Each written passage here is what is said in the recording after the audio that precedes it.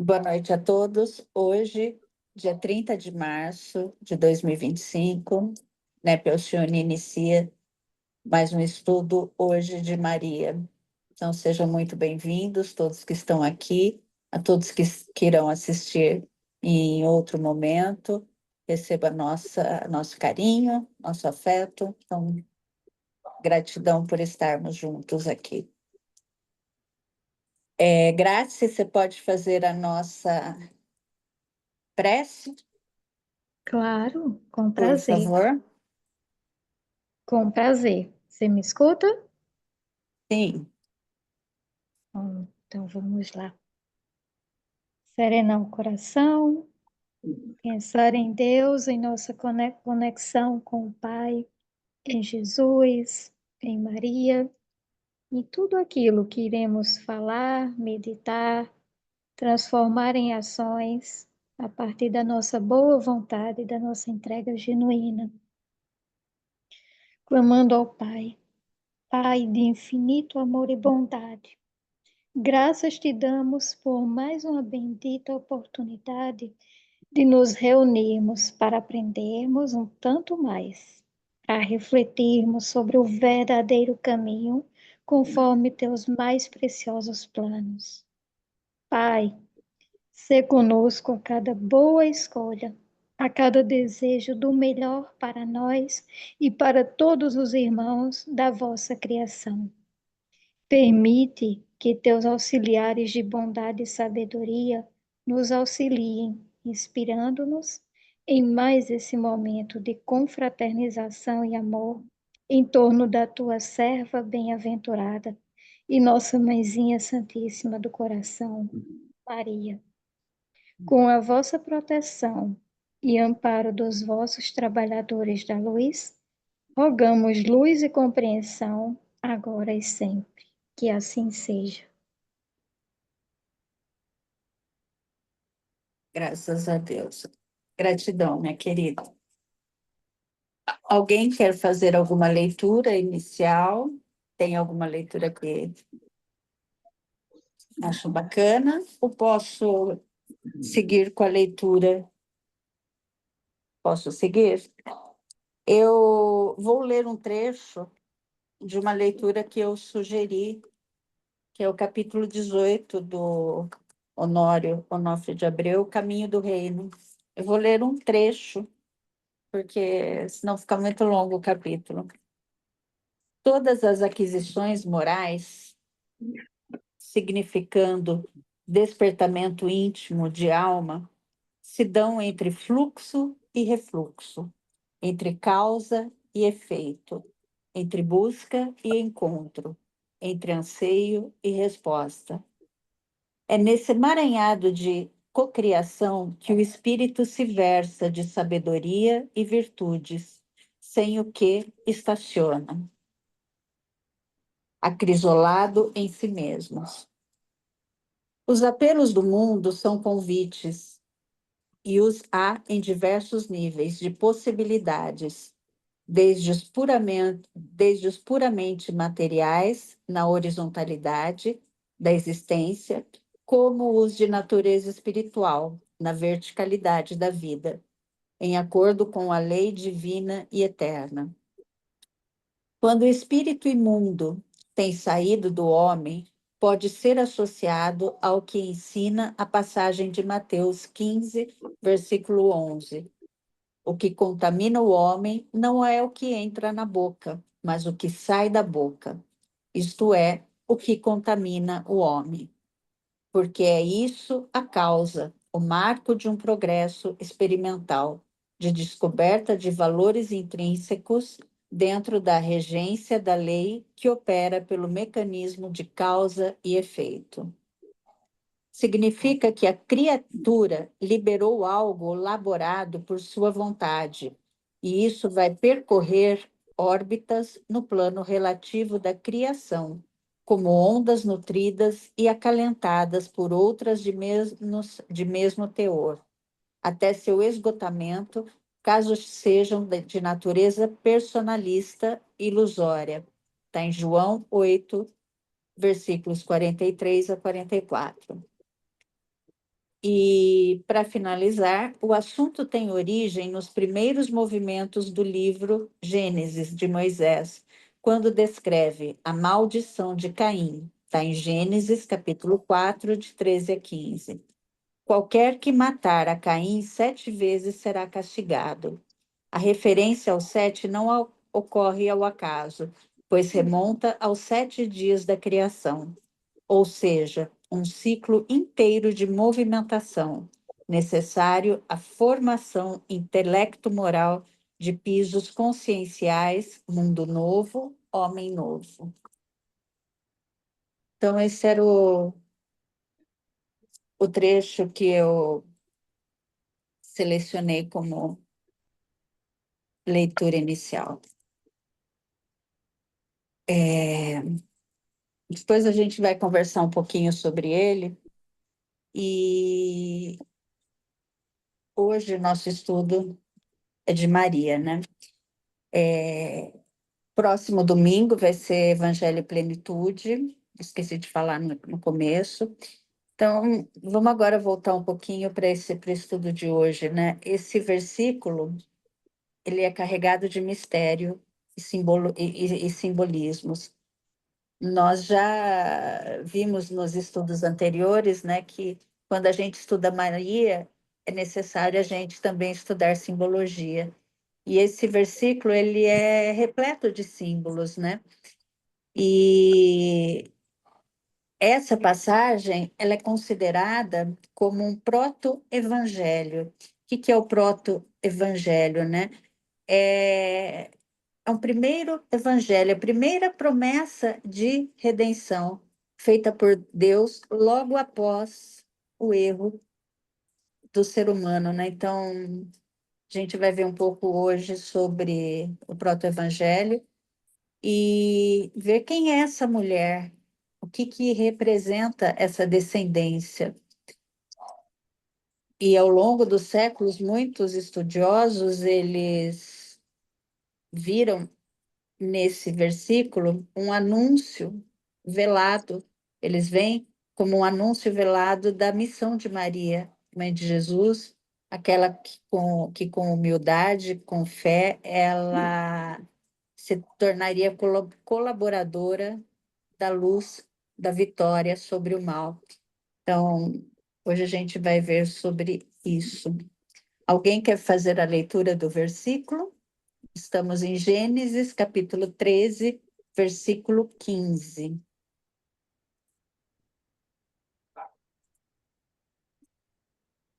Eu estou com a de Jerusalém. Porém, hostilidade entre ti e a mulher, entre a tua linhagem e a linhagem dela. Ela te esmagará a cabeça, e tu lhe ferirás o calcanhar. Alguém quer ler algum outro versículo? Eu acho que os versículos desse capítulo, desse esse versículo que a gente vê, que a gente vai ver, ele não tem muitas diferenças. Então, se alguém quiser ler uma outra versão, podemos ficar Eu, só com essa. Mágida, por favor. a minha, o sentido é o mesmo, né? Ele só muda aqui as palavras mesmo. Porém, inimizade entre você e a mulher, entre a sua descendência e o descendente dela. Este lhe ferirá a cabeça e você lhe ferirá o calcanhar. É só o 15, né, que você quer? Sim, sim. Alguém quer fazer algum comentário inicial? O que acha desse versículo? É uma conversa, né? É uma conversa. E vamos pensar um pouco, né? O quanto as nossas vidas cotidianas, elas são afetadas por conversas, né? Entre pessoas poderosas, entre pessoas que detêm o poder, né? E essa conversa,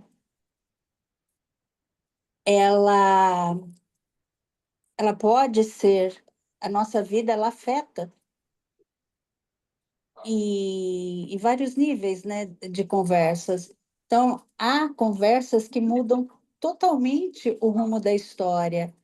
Acordos políticos, como eu falei, alianças discretas, decisões, mas eu acho que nenhuma conversa está à altura dessa conversa, né? É uma conversa breve e uma conversa trágica, né, que ocorreu em um lindo jardim há mais de 6.000 anos atrás, né? Vamos pensar, esse jardim recém-criado, um espaço perfeito, uma criação ainda jovem, um mundo sem dor, até que a verdade, a escolha humana abriu um novo caminho.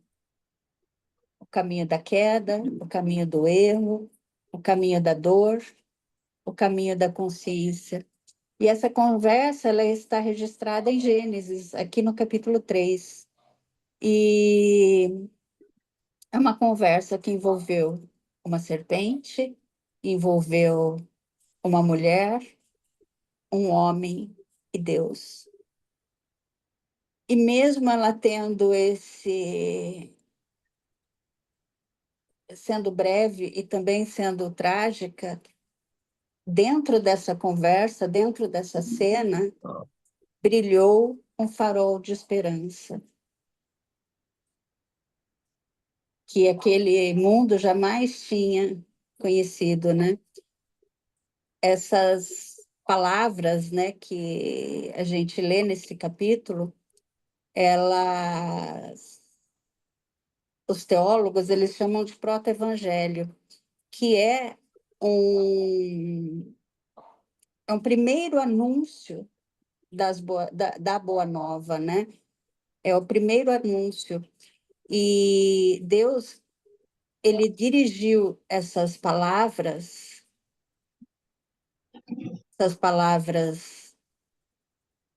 e colocou um poder, vamos pôr, um poder, veio trazendo um poder satânico, né? Ele fala em Satanás, atrás da serpente.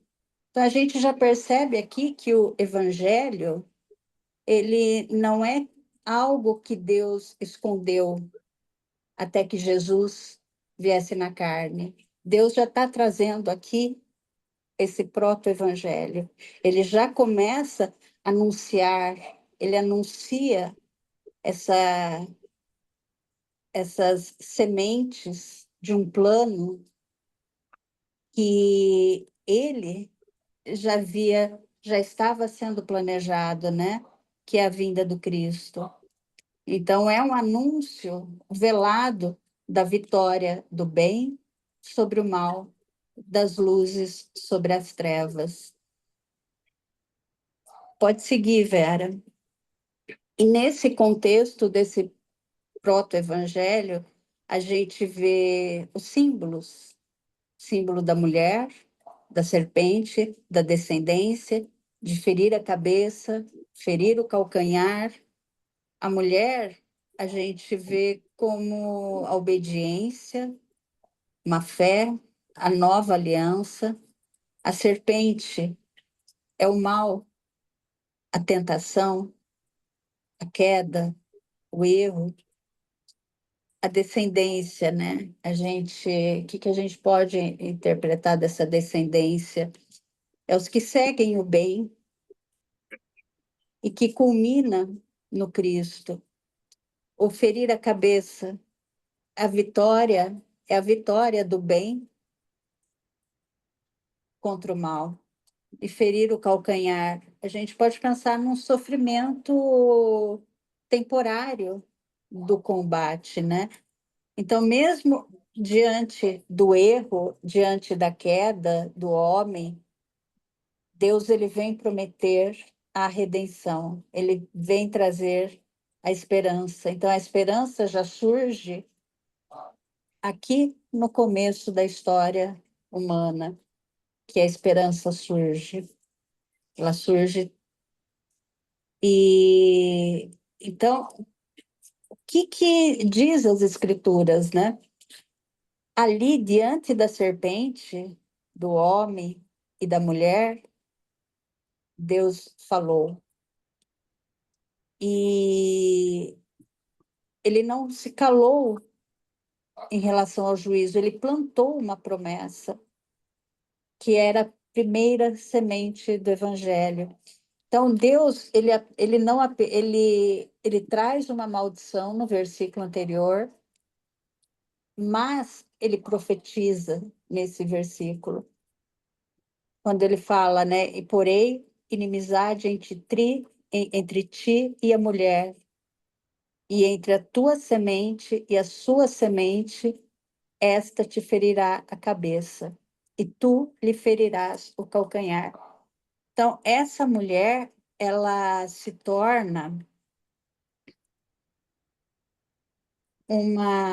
ao longo das escrituras, né, durante toda a escritura, essa mulher, ela vem se tornar uma figura luminosa, e vai passando os tempos e a gente vê quem que é essa É um mulher, né? bicho que veio ontem e hoje, preto. Cadê? Vera, Silêncio. deixa eu ativar Eu o não mudo estou aqui também. conseguindo fechar o microfone do pessoal. Ah, eu preciso. Também não consigo fechar, Eu Silvia. não coloquei como colaboradores. Espera um pouquinho. Só o pessoal ligar, dá uma olhadinha. Eu chamei no chat, dá uma Vai olhadinha. ativar. Ou, Vera, Vera, sem querer, eu te silenciei. Deixa Não tem eu problema, não.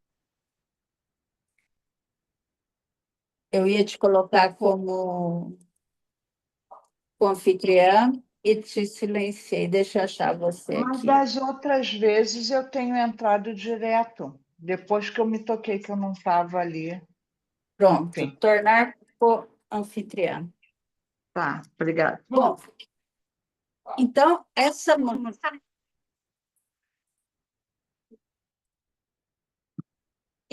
mulher que a gente vê aqui em Gênesis, ela tem muitas camadas. Então, ela pode ser a mãe da humanidade, mãe de Israel, a mãe da consciência. E conforme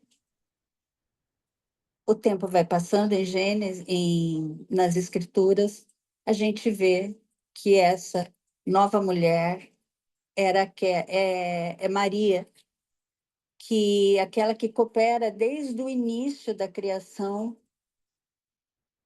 com a redenção. Ela, assim como Eva, ela teve ela cooperou com a queda, a Maria, ela vem cooperar com a criação.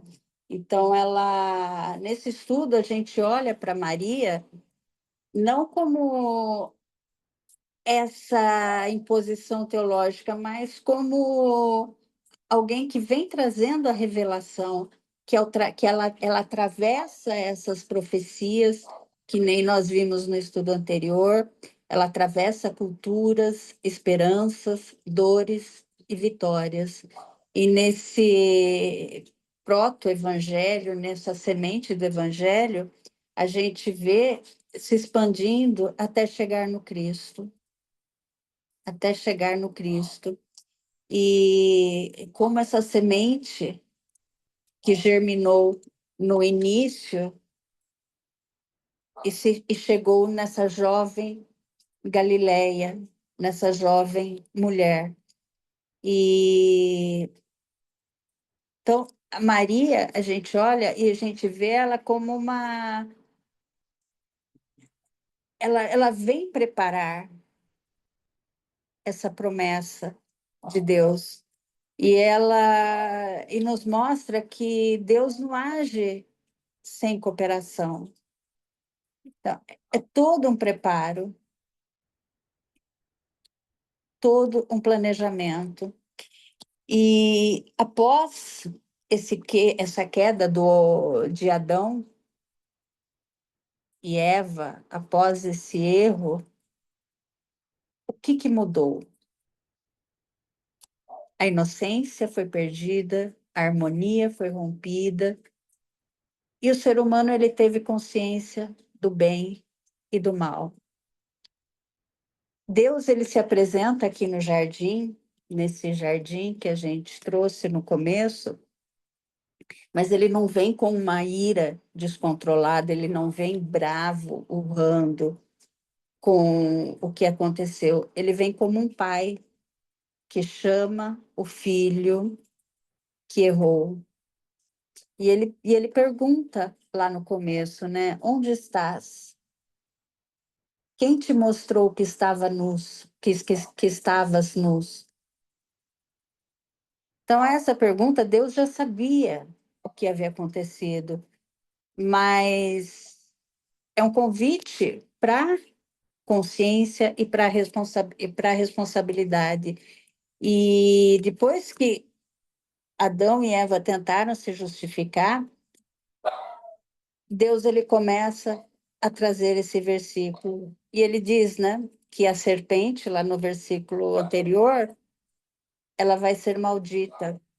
A mulher, ela vai ter a dor no parto e vai ter uma luta por equilíbrio com o homem.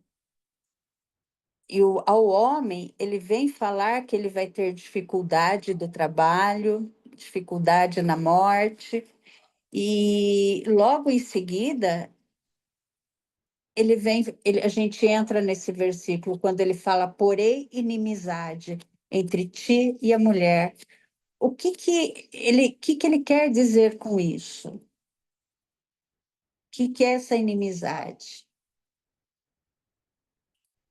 Deus ele vem anunciar que vai ter essa batalha entre o bem e o mal, entre os filhos das trevas e os filhos da luz. Mas ele vem falar isso, mas ele anuncia logo em seguida que no futuro alguém da linhagem da mulher vai ferir a cabeça da serpente, que quer dizer o que isso? A vitória definitiva do bem sobre o mal. E aqui, quando ele fala essa linguagem, ela aponta para um personagem específico, né? Que quer a descendência. A descendência, aqui em hebraico, ela pode ser coletiva ou pode ser individual. Mas, nesse contexto, ela indica para uma pessoa, para um indivíduo específico, ou seja, para o Messias, para o libertador que viria nascido de uma mulher, que iria vencer o mal. E quando ele fala da ferida no calcanhar, ou o golpe da cabeça, a serpente, ele quer dizer que vai vir uma dor real, mas que não é uma dor fatal. Enquanto que a descendência da mulher, a semente da mulher, vai ferir a cabeça da serpente. E quando vai, como que se mata uma serpente, né? Por um golpe mortal na cabeça. E isso simboliza o quê? A cruz. Simboliza Jesus sofre, mas ele vence o mal. Usa-se o termo Satanás, né? Eu prefiro falar o mal, né? Então, Jesus venceria esse mal. E Maria entra nessa promessa como uma mulher fiel, uma mulher que, quando ela diz o sim, ou faça-me a tua vontade, faça-me a tua vontade, ela dá corpo para essa promessa, né? Ela é a mulher desse início do evangelho, desse proto-evangelho. E também a gente associa como lá no Apocalipse, no capítulo 12, que a gente já viu, é, nós já vimos no estudo brevemente que é a mulher vestida de sol. Então aí entra o dragão.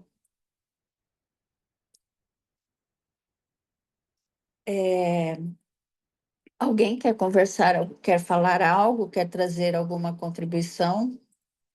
Por favor.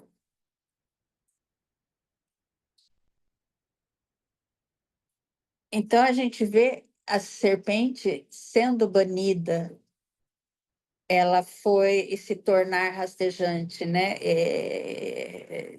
Com a maldição.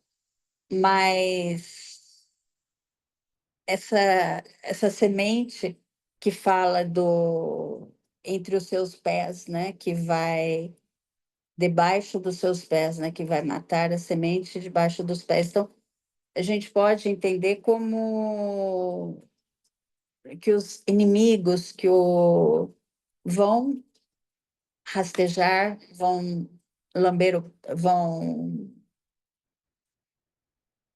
o pó, que nem a semente, que ela é um ser rastejante, que vai comer o pó, como Deus fala, né? E nessa interpretação mariana, né? A gente vê Maria como a nova Eva. Então, há essa, como nós já estudamos também, a Maria sendo a nova Eva, como já vem anunciado aqui em Gênesis 3,15.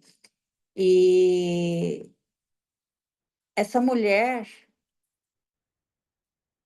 vamos pensar um pouco na à luz do Espiritismo, né? O que essa mulher ela representa?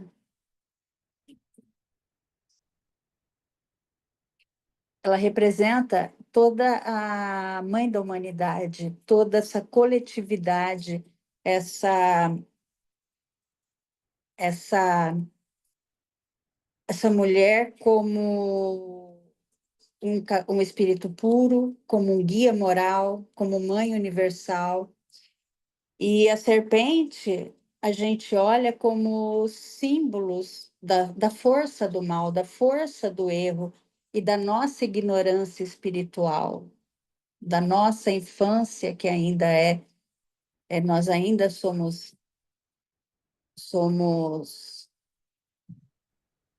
crianças, né? E a descendência da mulher seriam como os missionários do bem, né?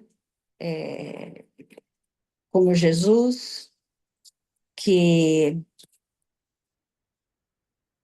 no maior, como sendo o maior de todos os missionários, né? O calcanhar são as feridas e as dores da nossa encarnação na Terra. Então, ferir o calcanhar são as dores que a gente passa enquanto encarnado, né?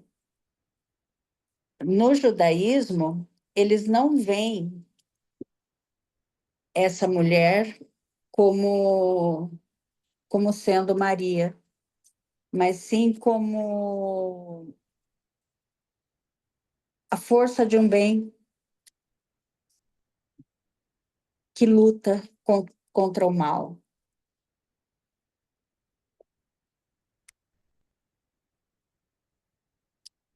E essa promessa de inimizade, né, que sempre vai ter a inimizade entre o bem e o mal, o que é o mal? É a ausência da luz, né? Pode passar, Vera.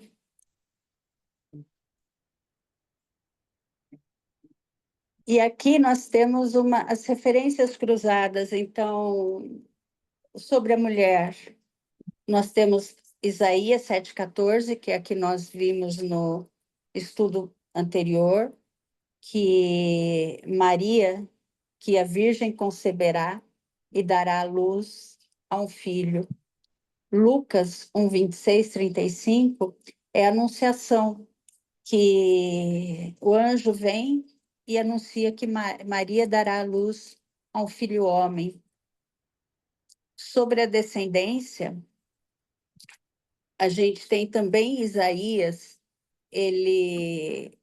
quando ele fala que do tronco de Jessé sairá um rebento.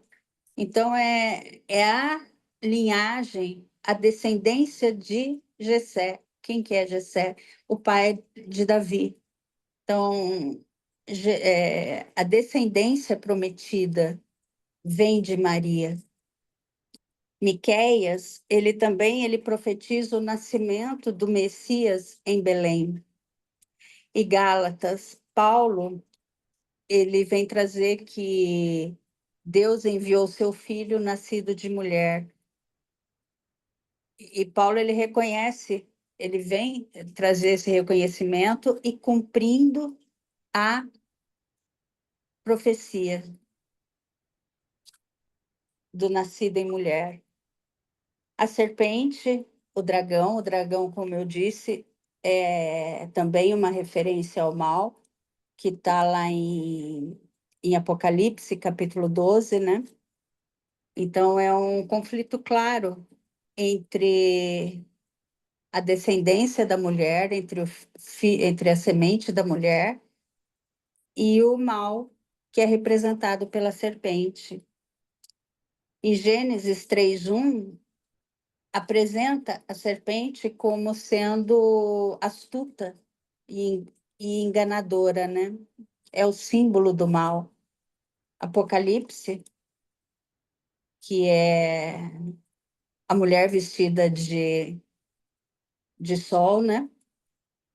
Que fala do dragão, da serpente, e Romanos, em capítulo 16, versículo 20, Paulo, ele vem trazendo que o Deus da paz esmagará em breve Satanás debaixo de vossos pés.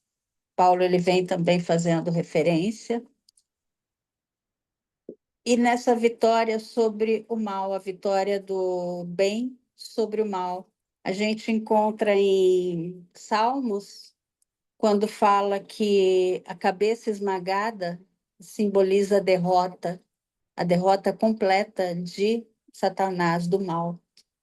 Embora ele vai ferir o calcanhar, embora ele cause a dor com a cruz, a derrota do mal está decretada. E em João, que ele fala que até que os inimigos serão colocados para baixo dos seus pés, que mostra a autoridade total de Cristo. E Romanos aqui eu errei, coloquei Romanos 16 de novo. 20, que é a vitória do mal sobre Satanás. Então, a gente vê essa serpente como símbolo dessa tentação e da influência dos espíritos imperfeitos. A gente vê a mulher como um símbolo da consciência ou do princípio espiritual em evolução. A gente vê a descendência olhando para todas essas referências como o caminho da escolha, né? Uns seguem a luz, outros sucumbem ao erro e vão seguir as trevas, as sombras.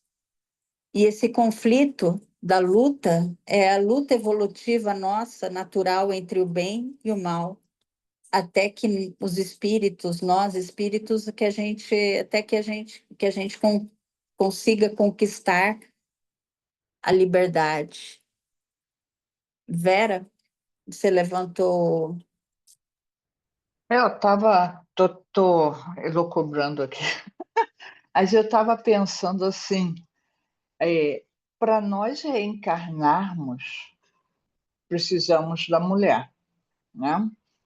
Isso gera uma descendência também. Eu acho que aqui também tem muito dessa da reencarnação, da evolução, da vitória sobre o mal, o mal que está ainda pela nossa ignorância, por sermos ignorantes.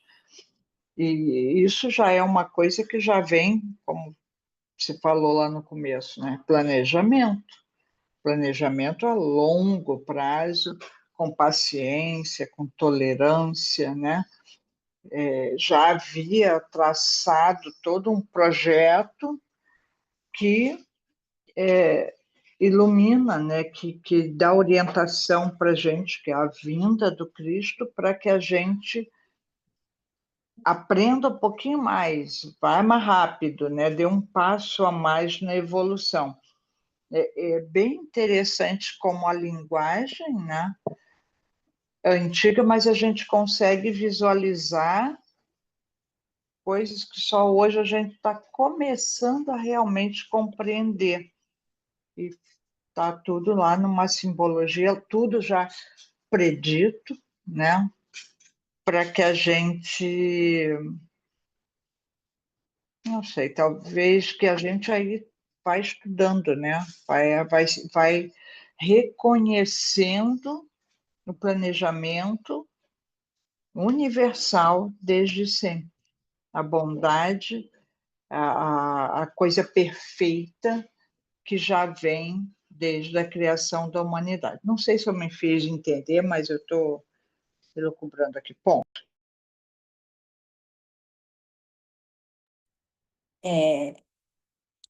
E agora, lembrando, gente, vamos pegar um pouco o texto que eu li lá no começo, né, do Honório Onofre de Abreu. Quando ele fala que todas as aquisições morais se dão entre causa e efeito, entre busca e encontro. O que que a gente encontra nisso? O que que a gente observa e trazendo o que você falou, né? Essa dinâmica de causa e efeito, ela é essencial para a gente interpretar esse ferir o calcanhar e ferir a cabeça. É o papel do livre-arbítrio na construção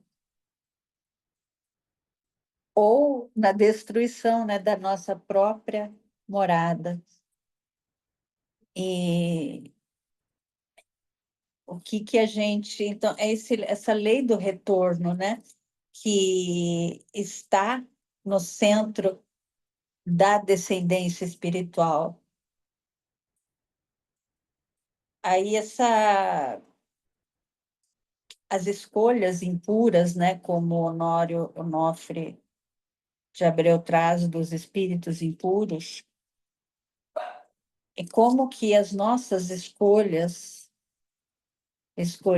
erradas, né, como a gente pode ser nós podemos enveredar por caminhos dolorosos de expiação. A serpente aí a gente olha como sendo um instinto inferior, como a ignorância como sendo a tentação. A mulher a gente olha e vê como a humanidade receptiva ao bem, um princípio regenerador, né? É ela quem vai regenerar, então é um princípio regenerador. E essa descendência é os espíritos que seguem o caminho do progresso e culminam em Jesus. E essa ferida no calcanhar é essa luta do bem e do mal nesse processo de ascensão espiritual. Pode seguir, Vera.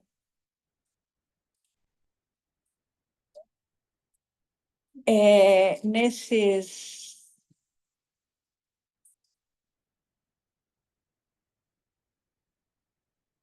A gente trouxe aqui as questões do Livro dos Espíritos, de 122 a 126. Elas é o capítulo da encarnação dos espíritos, né? Então, essas questões de 122 a 126, tá na arte aqui, a 120 é a próxima, Vera.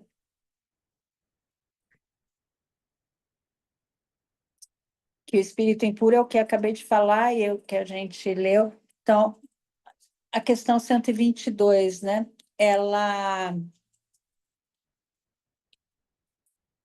Essas questões, elas nos ajudam a entender Gênesis 3,15 como sendo uma profecia do progresso espiritual da humanidade. A mulher representa o princípio receptivo, o coração aberto à vontade de Deus. Aí a gente observa a serpente sendo representada por essas forças interiores que desafiam esse espírito nascente, né? E a descendência, a nossa caminhada da alma e a vitória, ela é prometida, é o triunfo do bem. Então, na questão 122, como podem os espíritos, né, a pergunta, gozar de liberdade entre a escolha entre o bem e o mal? E os espíritos vêm nos falar que o livre-arbítrio se desenvolve à medida que o espírito adquire a consciência de si mesmo. E se essa escolha fosse determinada por uma causa externa, não haveria liberdade, né? Então, a causa do bem ou do mal está fora dele, está nas influências aos quais a gente cede por sua livre vontade. Então, isso é simbolizado aqui na queda do homem, aqui no pecado original, né, como é falado. Uns cedem à tentação, outros resistem. Pode seguir para a pergunta seguinte, Vera, que é a 122A. De onde vêm as influências que sobre ele se exercem dos espíritos imperfeitos, que procuram dominá-lo e rejubilam em vê-lo sucumbir? E isso foi simbolizado pela figura de Satanás, né? A serpente em Gênesis, ela pode ser lida como uma figura simbólica dessas influências espirituais inferiores que testam o espírito, e a inimizade entre a mulher e a serpente representa a tensão entre os princípios superiores do bem e os inferiores do mal. E tem as outras questões, a 122B, que fala não está aqui na arte, mas dessa luta contínua. Sugere, né, a gente consegue fazer uma relação com essa luta contínua até que o bem prevaleça. E esse é o nosso processo evolutivo, né? O espírito luta contra o mal até alcançar a sua perfeição. Então, fica como sugestão para leitura depois das outras questões, das outras questões no Livro dos Espíritos. Pode seguir, Vera. E a gente entra no capítulo 3 da Gênese, o bem e o mal. A Gênese, nesse capítulo, ele traz o mal como ausência do bem. E a gente observa nesse versículo que essa profecia não apenas introduz o conflito entre o bem e o mal, mas ela aponta para uma solução progressiva e redentora, que ela se inicia aonde? A partir da consciência moral humana. Então, quando Kardec afirma que o mal é a ausência do bem, comparando a ausência, ele compara com a ausência do calor e do frio, né? Então, se está frio, o que é o frio? É a ausência do calor. E o que é o mal? É a ausência do bem. Então, o mal não é uma entidade autônoma, mas sim a ausência da luz do bem. Então, quando Gênesis, lá em Gênesis 3,15, que a gente está vendo, quando se descreve a descendência da mulher que ferirá a cabeça da serpente, vem simbolizar esse retorno progressivo da humanidade ao bem. Ao passo que, se a gente vai regressando progressivamente ao bem, a gente vai se afastando da ignorância, da ilusão, do egoísmo, que são coisas que alimentam o mal.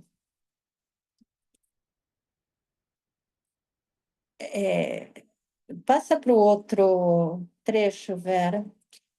Quando Kardec ele traz que Deus, sendo todo bondade, ele pôs o remédio ao lado do mal. Então, quando trouxe o mal, Kardec nos diz que Deus, sendo todo bondade, ele colocou o remédio ao lado do mal. E que do próprio mal sairia o remédio. Então, embora o ser humano tenha experimentado a queda, tenha experimentado o erro, ali mesmo foi plantada a semente da redenção, a semente do evangelho, o proto-evangelho. Então, esse proto-evangelho é considerado pelos teólogos. É a teologia que diz que é um proto-evangelho, é a semente do evangelho. Então, essa queda, esse erro, não foi um fim, mas foi um ponto de partida para o desenvolvimento espiritual. A queda veio representar a luta entre o calcanhar e a cabeça, entre a serpente e a mulher. E vem representar esse movimento, a dor que ensina, a queda que amadurece, o erro que conduz ao aprendizado. E Kardec, ele ressalta, acho que passa para frente, Vera.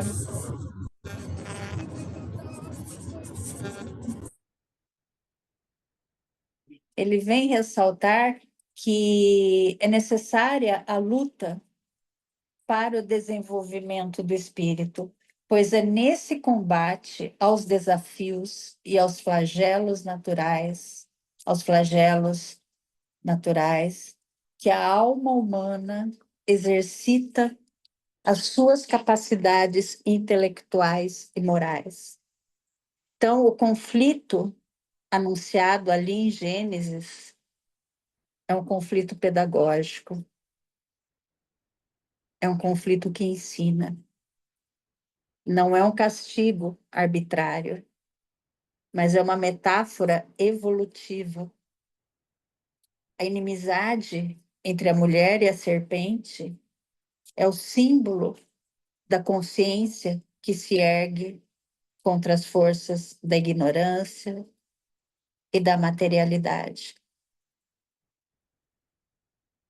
Então, por fim, Kardec, ele afirma que o ser humano, ele recebeu a inteligência para atenuar o efeito do mal e chegar mesmo a neutralizar as consequências. A gente vê essa capacidade racional e moral, a manifestação da descendência que há de vencer a serpente. Então, a mulher, ela é vista não apenas como a Eva, mas como um símbolo do princípio receptivo e criativo da alma. Então, quando a gente, voltando a dar o exemplo de quando a Maria diz sim a Deus, ela torna-se preparada para essa promessa e dá a luz ao Cristo. Alguém quer comentar alguma coisa, por favor? Algo que tenha visto, algo que tenha estudado sobre essa passagem ou algo que queira contribuir? Eu vou falar, mas acabo dando spoiler. Que o encontro, semana que vem, a gente vai falar de Joana, e a gente vai resgatar um pouquinho do porquê se inserir o estudo de Joana no NEP, que a gente estava só com Paulo, né? E como chegar à plenitude. Então, tem um capítulo que eu resgatei, né, que fala basicamente isso da nossa evolução, né, do como a gente chega na plenitude, que a gente utiliza o sofrimento, utiliza a queda, utiliza a dor para evoluir. Então, tem um traçado que a Joana colocou muito interessante, é um círculo, né? Para como a gente evolui e como é o alcançar a plenitude, que é o que eu estou enxergando aqui direitinho nesses dois trechos da Gênesis. É perfeitamente combinado. Então, a importância, né? E Joana traz esse estudo, né, da nossa evolução sobre outra perspectiva, e o Cristo, quando colocou justamente Maria para cuidar dos mais sofredores, né? Para que a gente possa fazer essa progressão. É muito interessante de ver. Ponto.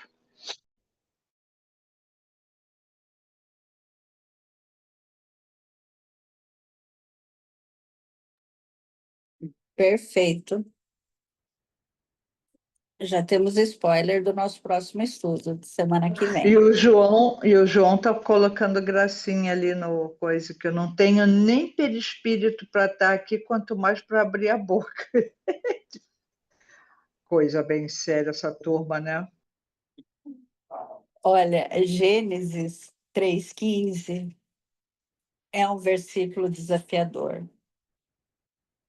É desafiador, eu achei bem desafiador. Essa questão do proto-evangelho me abriu também.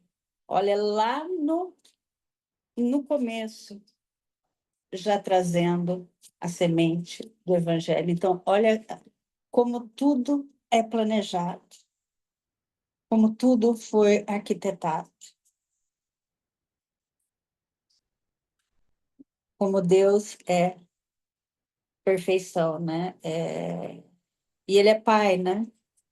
E ele vem como um pai, ele vem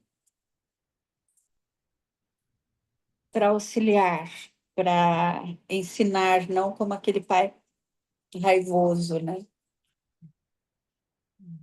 E é um divisor de águas, né? Que anuncia o bem e o mal, mas ele traz a esperança futura de que esse mal ele vai ser vencido, né? Ele vai ser vencido. E a gente não é, a gente olha e vê Gênesis 3,15 não apenas como uma sentença, mas é o primeiro sussurro da esperança. É o primeiro, é aqui que nasce a esperança,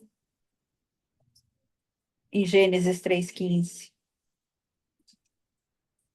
Então, nesse cenário da queda, nesse cenário do erro, onde tudo parecia perdido, onde todo aquele jardim que a gente trouxe no começo, né? Aquele jardim bonito, aquele paraíso. Quando tudo parece perdido, a confiança, quando a comunhão parecia ter perdido, Deus não se cala. Ele planta uma semente. Ele traz a semente da inimizade, sim. Mas também ele vem trazendo a redenção. Porque onde o mal se ergue, o bem ele não recua. Ele se prepara.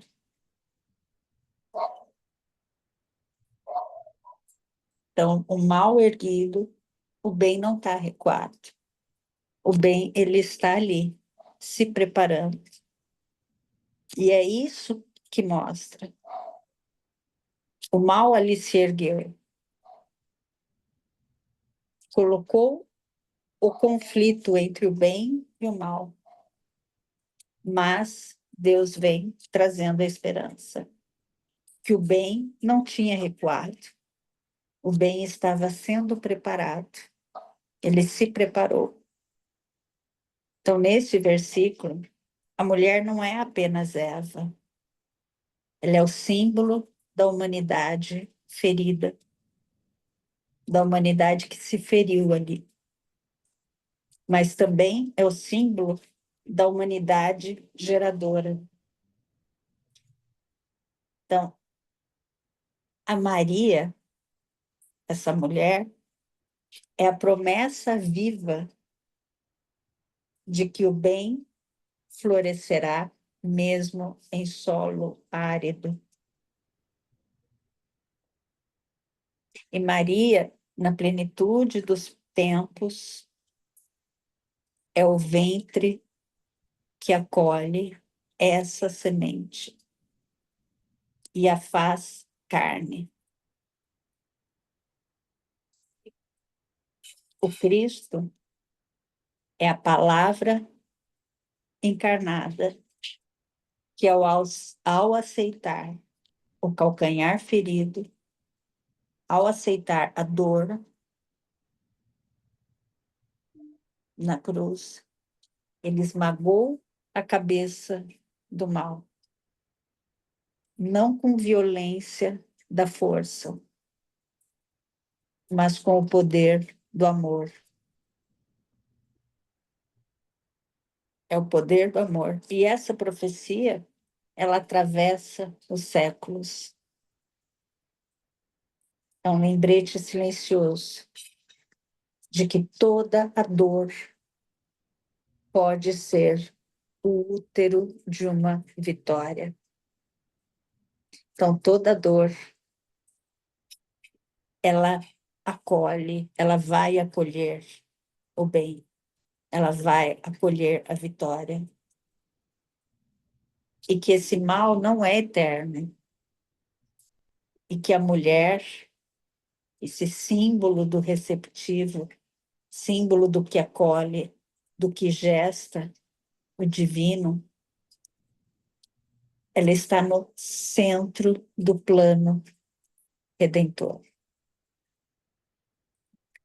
Então, para vir o Cristo, Deus já tinha planejado a mulher.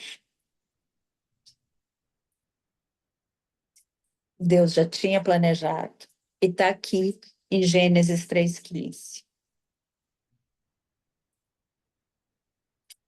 Portanto, então, quando a gente lê Gênesis 3,15, a gente não vê apenas o início de um juízo, mas a gente vê o início de uma caminhada que nos inclui, porque cada um de nós, ao escolher o bem, cada um de nós, ao dizer sim à luz, ao lutar com dignidade diante do mal, cada um de nós, a gente se torna parte dessa descendência que vai ferir a cabeça da serpente. A queda, então a gente vê que essa queda, ela foi real, mas a promessa foi maior. A semente da esperança foi maior. E ela vive dentro de mim, dentro da Mágida, dentro da Anne, dentro da Vera, da Lara, da Denise, do João, da Grace, da Cristina, do Ausílio, da Nancy, do Jesus Araújo, da Sueli, da Maria, da Marília, da Beth, da Deus Dedite, da Margarida, da Luzia, do Vlamir, da Lívia, do João, do Afonso, do Marcos, da Roberta, da Maria Eugênia, da Sheila, da Mari, do Marcelo, de todos que estão aqui. Se eu esqueci de falar alguém, me perdoe. Mas eu passei aqui, eu vi, então, essa promessa, essa esperança que foi plantada ali em Gênesis, ela vive dentro de cada um de nós.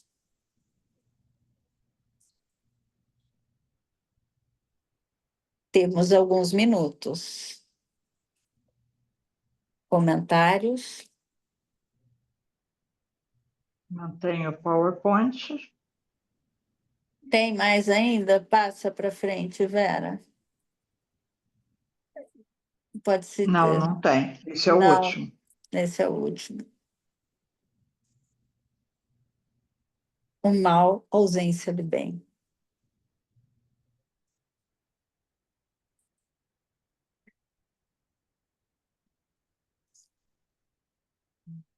É um versículo desafiador, cheio de simbolismos, de interpretações,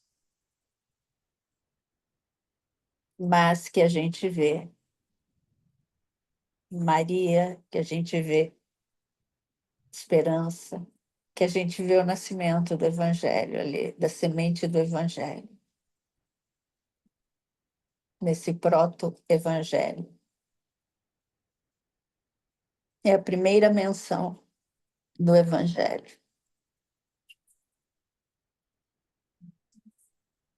Excelente, Silvia. Eu cheguei no final, mas gostei muito do que eu ouvi. Gosto muito de semente, né? A gente estava até na outra live com a Cris falando da semente que cresce, sabe? Então, é a semente que cresce, que tem seu processo, que tem seu ciclo, né? Que Vera comentou. Então, tem tudo isso, né? Tudo importante a gente ver. E que, às vezes, tem também essa questão que você colocou do bem e do mal. Aí a gente já vai lembrar da passagem do joio e do trigo, não é isso? Da importância da gente ter realmente, mesmo dentro de nós, o bem e o mal, e que devagar a gente vai lidando com as nossas imperfeições, a gente vai, né, limpando, vai retirando todo esse mal que existe dentro de nós, para que, né, a própria semente germine, sabe? Tudo tem essa simbolia da semente que Jesus sempre nos traz em diferentes passagens, diferentes ensinamentos. Então, falar de semente é muito bonito mesmo, viu? Tudo é um processo e a gente vai nele, melhorando. Foi ótimo, obrigada. Gratidão, minha querida. Vera? Vera? Lara não quer falar primeiro? Ela levantou a mão também? Fala, depois eu falo. Não, não levantei, não.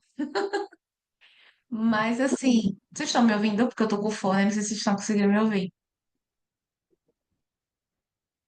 Então, eu estava olhando Perfeito. aqui que quando tem um versículo assim na Bíblia, eu sempre gosto de voltar um pouquinho antes para poder entender um pouco o versículo.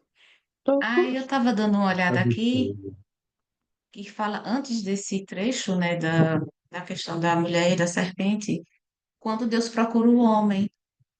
Aí o homem fica com vergonha. Aí Deus já sabia, né, provavelmente o que tinha acontecido. Aí questiona, mas por que você tá assim?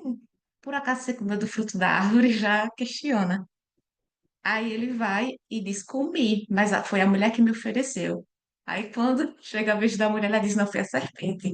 Então, eu achei interessante, porque fica assim, um jogando a responsabilidade de sua falha para o outro. Só que aí, o que é que Deus faz? Cada um vai responder pelo seu ato de acordo com sua participação. Eu achei interessante, porque ele percebe, ele, Deus, né? Lógico, com toda sabedoria, vai dar a cada um a responsabilidade. Então, a serpente vai rastejar, a mulher vai sentir a dores do parto, o homem vai ter que se alimentar daquilo que ele se esforçar, né? Daquilo que ele trabalhar para produzir. Então, eu fiquei refletindo sobre isso, né? Sobre a questão das nossas responsabilidades, que às vezes a gente transfere para o outro, né? Quando a falha foi nossa, e a gente diz, ah, mas a culpa não foi minha mão, foi do outro, foi da minha mãe, foi do meu pai, foi de... Enfim, a gente às vezes transfere nessas nossas falhas que a gente tem para o outro, quando são falhas nossas também, né? É um conjunto aí, como aqui, né? Houve falha de todo mundo aí, né? A serpente instigou, a mulher cedeu e o homem também, né? Então, foi um coletivo aí de falhas, assim como acontece na nossa vida, né? Aí eu achei interessante, olhar para isso e mostrar que nós somos senhores da nossa vida, como a doutrina sempre fala, né, os mentores sempre nos orientam, que a gente tem essa capacidade de Deus nos concedeu o livre-arbítrio para a gente fazer as nossas escolhas, né?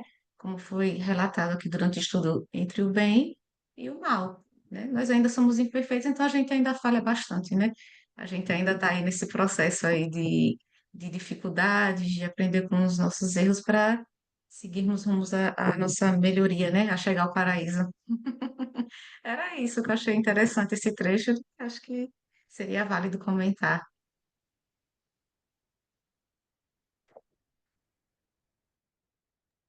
Gratidão, Márcia? querida.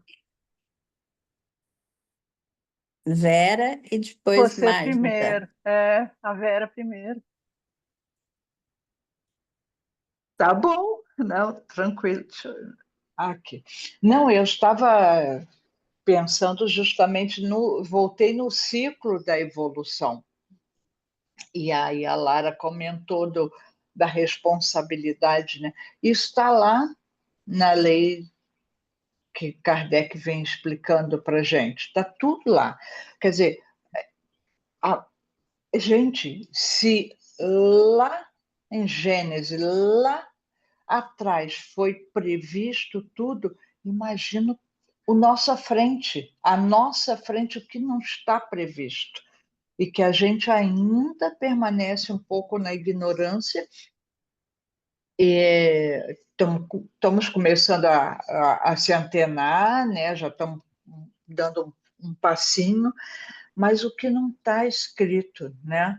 E assim, nós todos fomos feitos, construídos, criados para alcançar a perfeição relativa.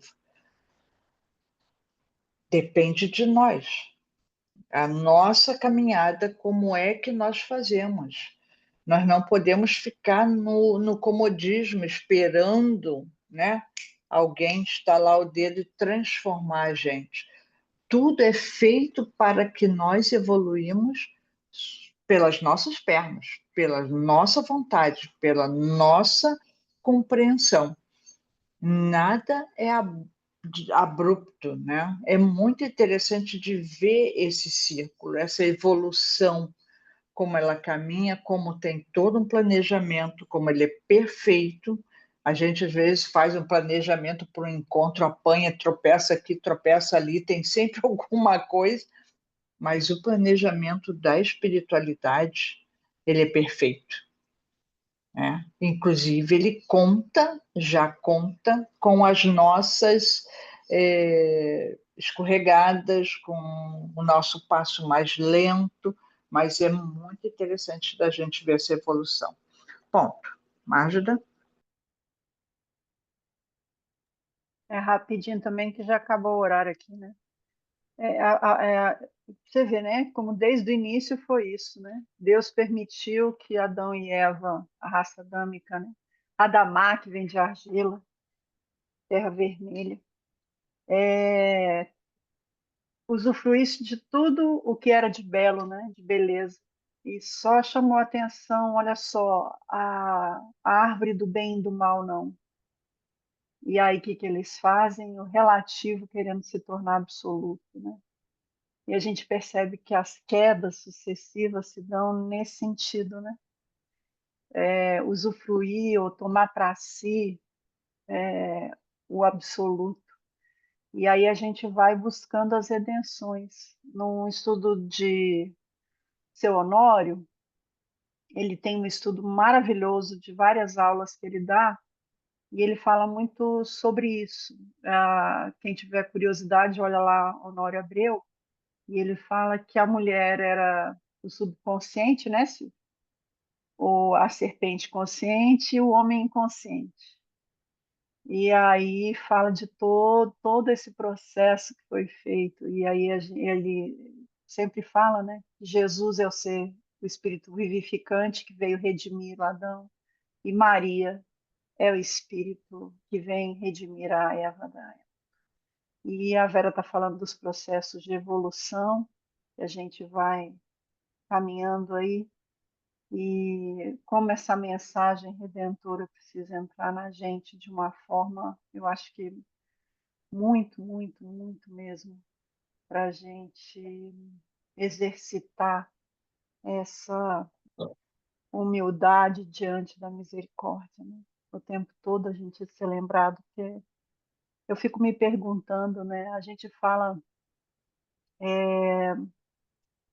da mensagem de amor e a gente fala lá de trás, né? Porque se a gente fala da lei, a gente fala de Moisés, mas se a gente fala de monoteísmo, a gente fala de Abraão, né? Primeiro dos patriarcas. E esse monoteísmo, será que a gente está dando conta dele? É uma pergunta que a gente tinha que se fazer, né? Será? Que a gente aprendeu a ser monoteísta de verdade no nosso coração, que a gente divide tanto, que a gente ocupa tantos espaços com outros, tanto, e a gente vai estudando, estudando, né? É um pensamento que a gente precisa de ter, não é?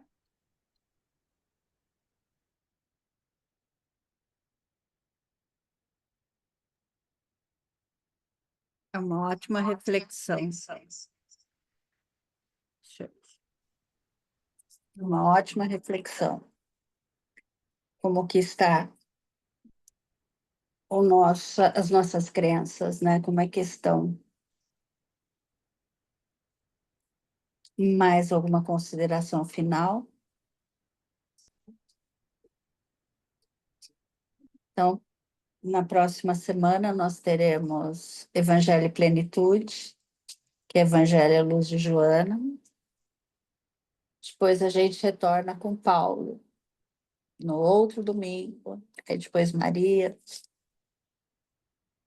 Vocês acham que a gente pode encerrar esse versículo? Ou que a gente ainda permaneça nele no próximo estudo de Maria?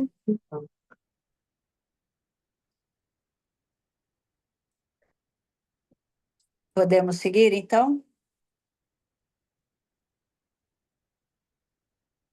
Vera, isso, seguir sim. Então a gente segue, depois eu vou ver qual que é a nossa próxima alusão a Maria nas escrituras e eu coloco no grupo. A gente coloca no grupo. Vera, por favor, você pode fazer a nossa prece ou tem alguém que queira fazer a prece, fazer uma leitura, cantar? Eu vou incluir na prece que a equipe e aqui, os colaboradores, colaborem das próximas vezes, se ofereçam. Não tenham receio, não precisa brigar quem vai fazer a prece aqui, mas é bom a gente compartilhar, né? Formar um grupo, criar afetos, e todos aqui estamos aprendendo. Não há prece mais linda, mais bonita, é o que vem do nosso coração. E eu acredito que quando a gente está aqui junto, um domingo à noite, estudando, né? Às vezes durante a semana compartilhando, é porque a gente está se sentindo incluído. Então, podemos todos contribuir e dividir, né, as nossas falas com o grupo, com um todo, porque a fala de todos sempre vai ser importante, seja ela qual for, pequenininha ou grande, tá? Então, vou E convidar todos. deixa eu só, antes, Vera, quando tiver Uhum. alguma dúvida, alguma pergunta, por menor que seja, falem, perguntem, façam um apontamento, não tenham vergonha de perguntar, e mesmo que a pergunta possa soar pequena, não tem perguntas pequenas, a gente não pode sair com dúvidas ou com problema, ou com algum questionamento. Então, por favor, quando quiserem falar o que for, abra o microfone sem julgamentos, tá? E a dúvida minha pode ser a dúvida de todos. E mesmo quando a gente não souber, a gente procura e depois coloca no grupo. Bom, Que aqui ninguém é professor, é que a gente é mais cara de pau, vai lá, corre atrás e pesquisa, passa semanas lendo, lê, relê, né? Imagina ler esse material todo, é só porque a gente está querendo estudar também, né? E aí a gente compartilha aquilo que a gente encontra, mas todos nós podemos fazer isso, tá bom? Então vou convidar todos a serenar os nossos corações. Quem quiser fechar os olhos da carne para virar e olhar para dentro de si, descobrindo que cada um de nós é um ser maravilhoso, porque nós somos filhos de Deus. Fomos criados por Ele, simples, ignorantes, mas com o todo o amparo para fazer a caminhada evolutiva sobre nossas próprias responsabilidades, fazendo um crescimento, um amadurecimento como ser, como espírito de luz, e que possamos, Jesus, cada vez mais nos dedicar ao estudo do teu Evangelho, esse guia, esse manual de vida que você nos deixou para caminharmos. Que possamos seguir os nossos estudos, principalmente desenvolvendo em nós os sentimentos e as virtudes boas, para que elas passem para a ação, para que possamos mover as nossas mãos, o nosso corpo, o nosso intelecto, em prol, em benefício também do próximo. Que possamos desenvolver em nós a caridade, o sentimento de fraternidade, de paz, para amparar, auxiliar e caminhar junto, principalmente, com todos os que estão no nosso lado, no nosso meio, no nosso caminho. Que Maria, com seu amor, com a sua fraternidade, possa nos guiar, nos iluminar, para que escorreguemos um pouco menos, mas que possamos ter a certeza do seu amparo, do seu amor e da orientação do Cristo no nosso caminhar, na nossa evolução. Que tenhamos todos uma abençoada semana, cheia de oportunidades maravilhosas e que a gente possa aproveitar cada uma delas, envolvendo os nossos familiares, os nossos amigos e seguindo para estar aqui no próximo domingo, estudando um pouquinho mais do Evangelho de Jesus. Que a paz esteja no coração de todos e que assim seja. Uma boa noite. Até domingo que vem. Boa noite, meus queridos. Boa noite.